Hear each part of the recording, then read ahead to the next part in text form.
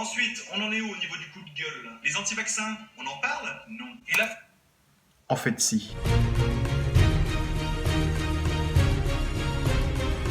Depuis l'an 2000, le taux de personnes qui ne souhaitent pas se faire vacciner est passé de 10 à 25%. Alors, ce sondage prend uniquement l'avis des gens. Fort heureusement, il n'y a pas autant de personnes qui ne sont pas vaccinées. Et pourquoi? Parce qu'il y a des vaccins qui sont obligatoires et les gens sont encore assez sympathiques pour obéir à la loi.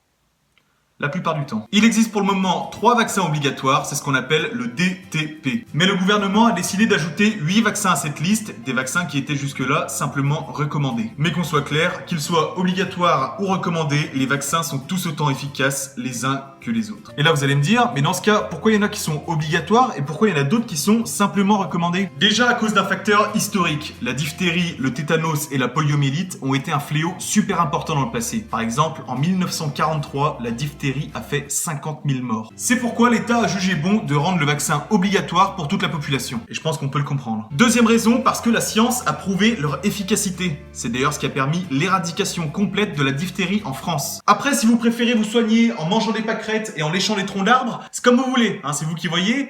Mais moi je dis que les vaccins, ça marche. Et dernièrement, parce que pour qu'un vaccin soit efficace, il faut qu'au moins 90% de la population soit immunisée. C'est ce qu'on appelle l'immunité de groupe. C'est-à-dire qu'à partir d'un certain seuil de personnes immunisées, la maladie finit par s'éteindre. Donc la vaccination, ça protège ceux qui sont vaccinés, évidemment, et ceux qui ne sont pas vaccinés, grâce à l'effet d'immunité de groupe. Ceux qui ne sont pas vaccinés, ça regroupe ceux qui ne le veulent pas et ceux qui ne le peuvent pas. Et là, vous allez me dire, ouais, les vaccins, ça évite quand même à pas mal de gens de mourir, il y a même une part qui est remboursée par la Sécu, alors de quoi les gens se plaignent? Ce qui dérange les gens dans les vaccins, c'est avant tout leurs effets indésirables. Mais ce qu'il faut savoir, c'est que tous les médicaments, absolument tous, ont des effets indésirables. Par exemple, on a longtemps soupçonné un lien entre l'injection du vaccin contre l'hépatite B avec l'apparition de la sclérose en plaques et l'injection des vaccins rougeole, rayon, rubéole avec l'apparition d'autisme. Mais ces deux soupçons ont été scientifiquement éliminés. L'un par l'absence de cas de sclérose en plaques chez le nourrisson, c'est pour ça qu'on continue à vacciner les bébés contre l'hépatite B, et l'autre parce que le médecin à la base de cette rumeur avait été malhonnête dans les résultats qu'il prétendait avoir. Il avait donc fraudé et répandu une rumeur totalement fausse. Et la méfiance par rapport aux effets indésirables est entretenue par les scandales médicaux. Par exemple, le Mediator qui par mauvais usage et erreur de prescription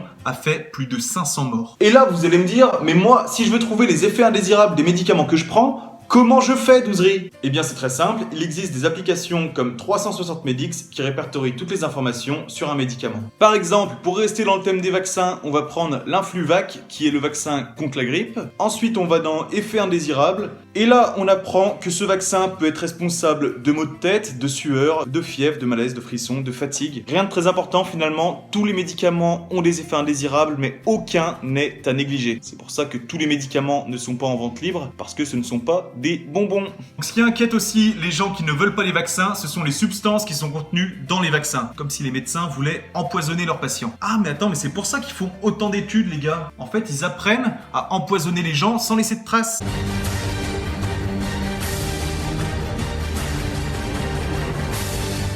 Putain, ils sont doués les gars. On trouve par exemple des traces d'aluminium qui est évidemment toxique pour l'organisme, mais la dose qu'on injecte aux patients est très inférieure au seuil toxique pour l'organisme. Il ne faut pas oublier le principe de Paracels, c'est la dose qui fait le poison. Le formaldéhyde aussi qu'on retrouve dans le vaccin contre la poliomyélite, très toxique le formaldéhyde. Et ben sachez que quand on vous injecte le vaccin, vous prenez une dose bien inférieure à celle que vous prenez en mangeant une poire. Et jusqu'à preuve du contraire, j'ai vu personne signer de pétition contre les poires. Il vous faudrait 20 millions d'injections de ce vaccin pour atteindre le seuil toxique pour l'organisme. Ça fait beaucoup de piqûres. 1, 2, 3. Ces produits sont bien connus et ils sont évalués en permanence. Et s'ils se trouvent dans les vaccins, c'est qu'ils ont été jugés utiles et inoffensifs. C'est ce qu'on appelle des adjuvants et sans ça, le vaccin ne serait pas efficace. Ou alors pas autant. On met pas n'importe quoi dans un médicament, hein. Tout est contrôlé. C'est pas une pâte à crêpes où tu doses un peu comme tu veux. De la saccharose, voilà. Le geste mesuré, on garde le sens de la mesure. Il n'y a pas un seul bon argument pour ne pas se faire vacciner. Les gens qui ne veulent pas se faire vacciner ne comprennent pas que c'est la manière la plus sûre de ne pas attraper la maladie. maladie. Les enfants non vaccinés se mettent à découvert de tous les pathogènes. L'enfant peut très bien être couvert par la vaccination des autres enfants, par l'effet d'immunité de groupe. Et là, sa mère pourra crier sous tous les toits que c'est la preuve formelle que les vaccins ne servent à rien. Mais, deuxième possibilité, l'enfant peut aussi être contaminé par la maladie, puis contaminer d'autres enfants, ce qui créera des dangers incroyables en termes de santé publique. Mais dans ce genre de situation, quand l'enfant est contaminé par la coqueluche, que les parents le retrouvent tout bleu parce qu'il n'arrive plus à respirer,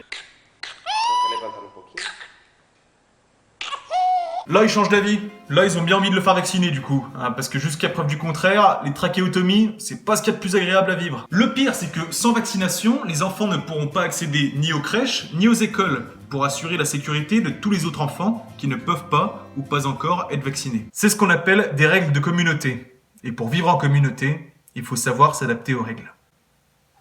Voilà. Je vais conclure sur cette phrase. Les anti-vaccins ne sont pas idiots, ils sont juste mal informés.